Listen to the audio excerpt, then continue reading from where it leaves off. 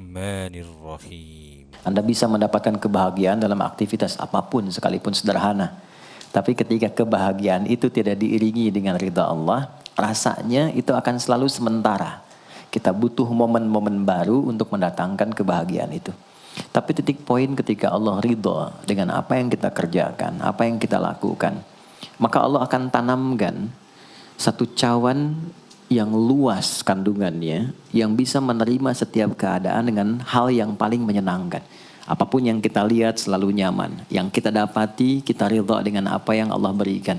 Keadaan itulah yang oleh Nabi itu diungkapkan dengan komen yang sangat simpel tapi dalam isinya. Kata Nabi, ajaban li amril mu'min. Orang beriman itu kalau benar imannya, maka kehidupan itu mengagumkan.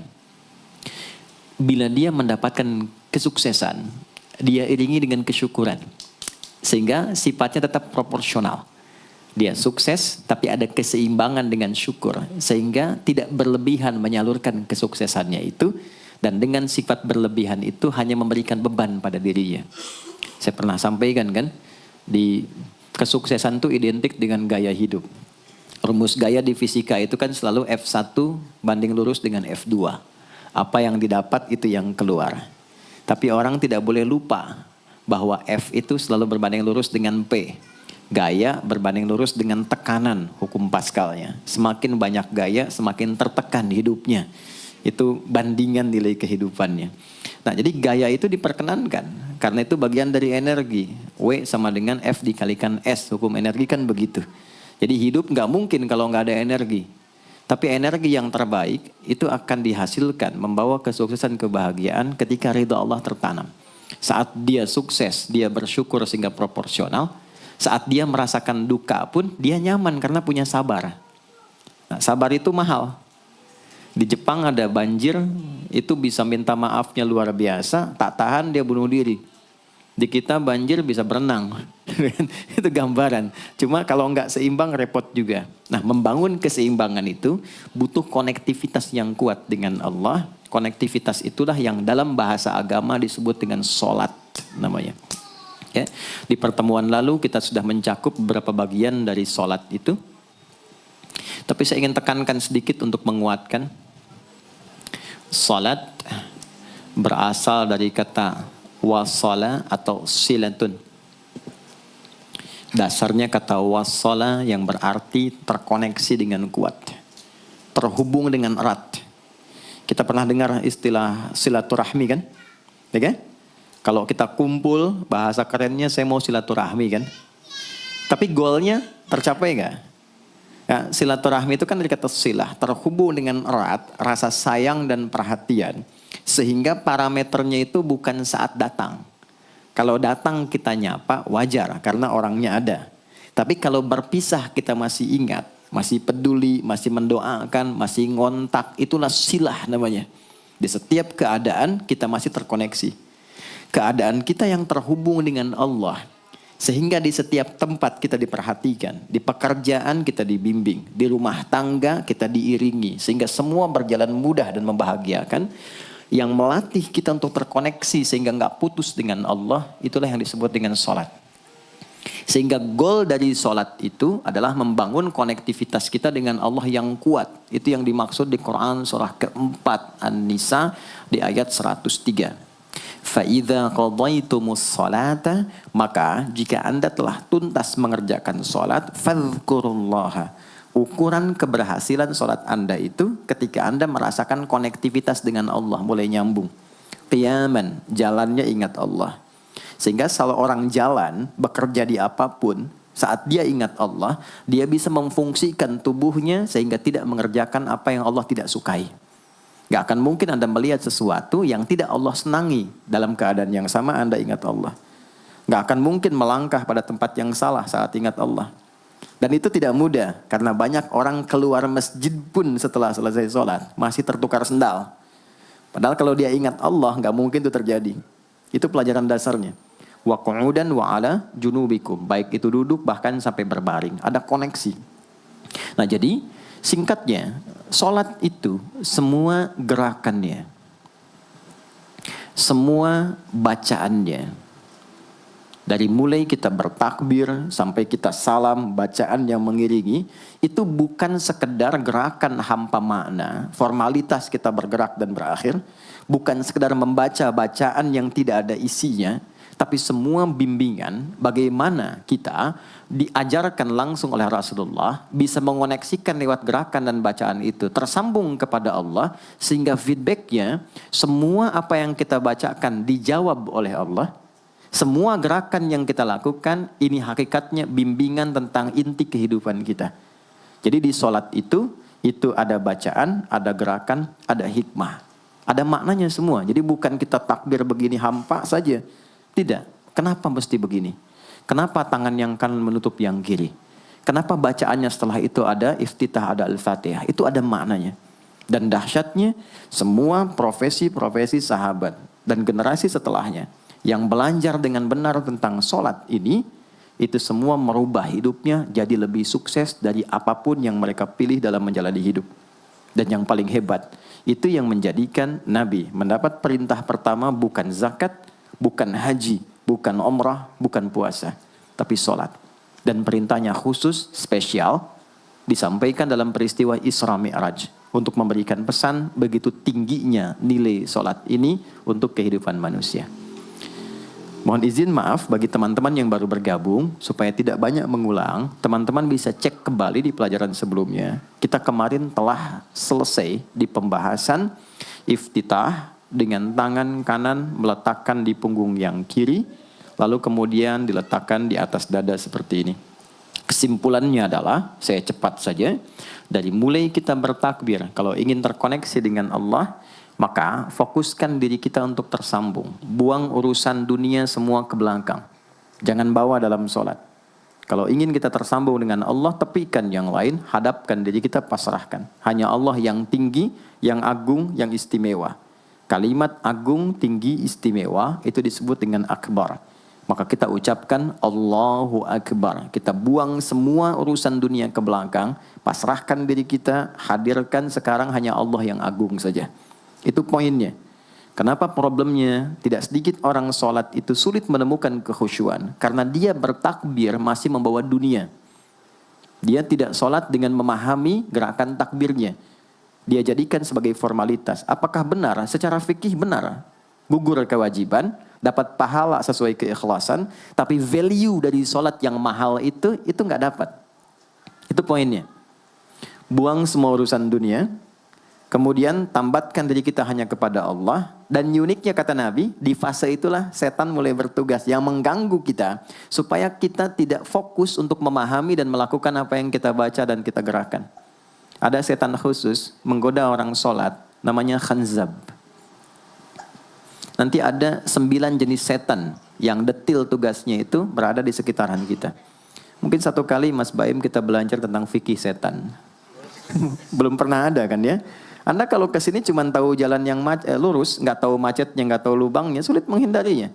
Kebanyakan orang belajar tentang malaikat, tapi nggak belajar setannya, sehingga nggak tahu setan apa yang sedang memprovokasi dirinya. Di Quran, malaikat disebutkan 88 kali, setan disebutkan 88 kali. Kalau kita cuma dengar motivasinya, nggak tahu provokasinya, kita nggak tahu bagaimana cara menghindari yang ini. Itu poinnya. Khanzab itu dia menggoda orang sholat, dimulai dari takbir. Jadi kalau belum takbir, Anda bisa merasa fokus apa saja. Nggak percaya silakan. Sebelum takbir tuh bisa siap fokus. Tapi begitu Anda mulai bertakbir, di hadis riwayat Abu Daud, Allahu Akbar, fayaqulu syaitanu. Maka di sini setan mulai tugasnya untuk mengganggu orang supaya nggak dapat nilai-nilai tadi. Maka dia berkata, udhkur kadza. Kamu ingat ini ya, kamu ingat itu ya. Betapa Anda memulai dengan membuang semua urusan dunia. Tapi kalau sudah takbir, itu setan yang install. Masuk sendiri dia. Makanya kalau nggak percaya silakan nanti zuhur tuh ya. Begitu Anda takbir, itu masuk semua. Ingat ini, ingat itu, mobil parkir di mana. Sampai ceramah saya sekarang pun itu akan masuk. Ingat ya, ada setan yang goda. Nah itu setan itu. Itu setan sendiri. Membuat kita itu begitu lupa. Sampai lihat ujung hadisnya. Hatta la yash'ural musalli kam raka'atan yusalli. Sampai nanti akan ditemukan orang sholat. Dia tidak sadar berapa rakaat sedang menunaikan sholatnya. Nah itu kalau Nabi sampaikan pasti terjadi. Poin.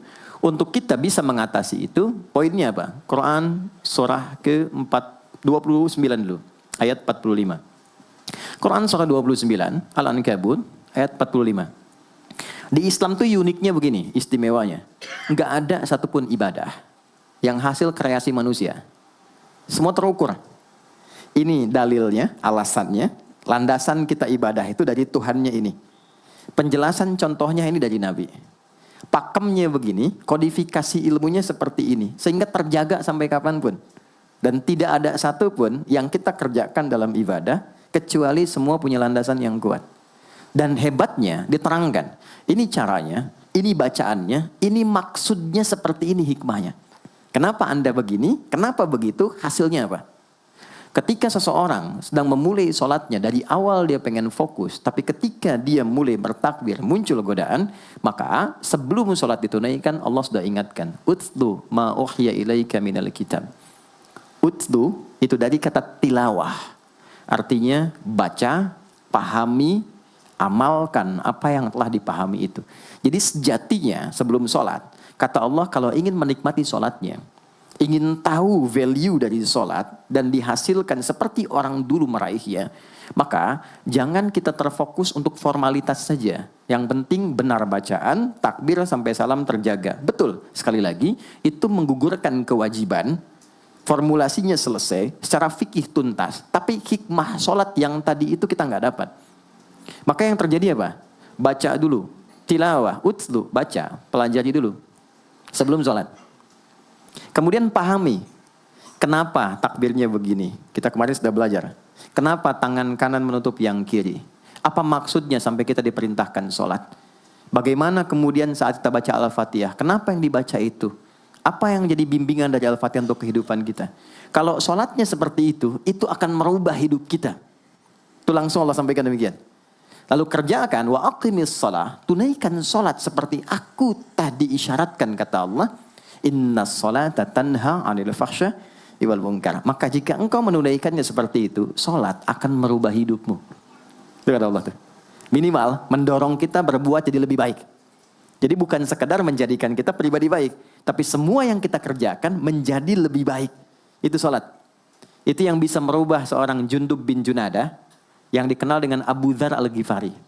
Ini teman-teman, kenapa Ghifar itu viral? Ghifar itu adalah desa pembegal. Jadi semua sekampung begal semua. Sekampung. Pimpinannya namanya Jundub bin Junadah. Jundub bin Junadah. Singkatnya masuk Islam. Saat masuk Islam, secara singkat saja, Nabi arahkan, diajarin sholat. Betapa sholat merubah hidup beliau, jadi lebih baik. Kembali ke kampungnya, mengajarkan, singkatnya apa? Madinah heboh dengan kedatangan tapak kaki, yang ternyata itu orang-orang Ghifar. Sekampung kurang lebih masuk Islam, dan berubah jadi orang baik semua. Merubah hidup mereka. Jundub orang sukses, setelah itu jadi ustadz. Ini mungkin yang menginspirasi judul preman jadi ustadz. Ini tadinya pembegal. Pembegal semua. Sekampung sukses, jadi orang baik, aktivitasnya berubah, lebih berkualitas.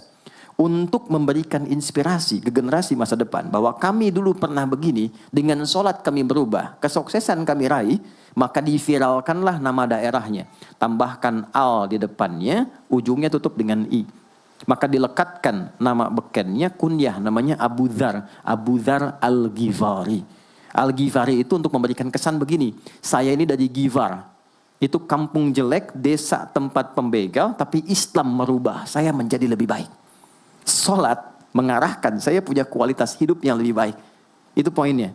Sejak peristiwa itu, orang-orang Islam dari manapun yang bukan Arab, itu selalu melekatkan nama daerahnya untuk mengenalkan. Islam pun sudah sampai ke tempat saya.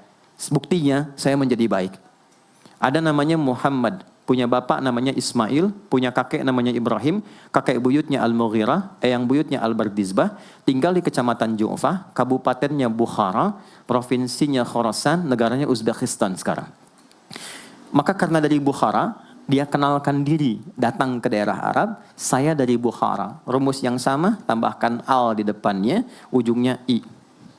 Maka dia katakan, ana al-Bukhari. Itulah Imam al-Bukhari. Bukan orang Arab. Kita punya guru besar Syekh Nawawi dari Banten. Ana Nawawi al-Bantani. Ana Ahmad Yasin Al-Padangi. Tapi kesan kota itu untuk menunjukkan Islam telah sampai ke tempat saya dan merubah saya menjadi lebih baik. Kang Baim datang ke Mekah umrah, katakan saya Baim Bong al tanah kusiri. Maka kesan yang dibangun itu telah sampai ke tempat saya, merubah saya lebih baik. Saya Arman al Pondok Indahi misalnya kan, tidak masalah. Itu sah. Dan orang mengenal, oh rupanya Islam telah ke setiap wilayah. Tapi value-nya sampai enggak. Jangan cuma kita katakan saya dari fulan, saya dari tempat A. Poinnya adalah apa yang merubah engkau dari Islam menjadikan engkau lebih baik. Jadi kalau ada orang Islam mengaku Muslim, lisannya tidak lebih baik. Maaf sekali, telinganya mendengar tidak yang baik, perilakunya kurang baik, maka dipertanyakan klaim keislamannya. Sudah sejauh mana saya mendapatkan keberkahan dari Islam itu? Itu yang menjadikan kenapa sholat paling pokok dipaksa kita wajib. Bukan karena sujud rukuknya. Anda tidak sujud pun tidak akan menurunkan status Allah sebagai Tuhan. Tetap Tuhan. Tapi ternyata ada value besar yang dengan kasih Allah diminta kita sholat supaya kita minimal jadi orang baik. Dan sukses dalam hidup.